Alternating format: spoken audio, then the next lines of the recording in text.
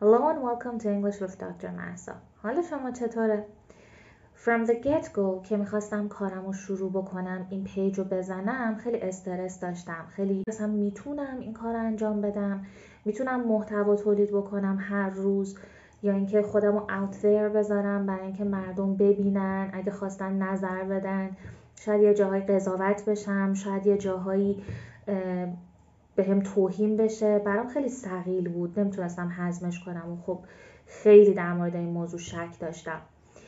ولی as time went on به این نتیجه رسیدم که نه، میشه جالب باشه، میشه اینجا یه فضایی باشه برای من که بتونم حرف بزنم، بتونم فیلم معرفی کنم، کتاب معرفی کنم، زبان انگلیسی یاد بدم.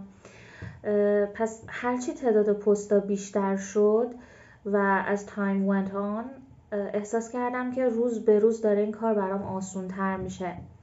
حالا شما بگین چه کارهایی از همون from the get go براتون خیلی سخت و ثقیل بوده، راجب شک داشتین و کم کم به نظرتون آسون شده؟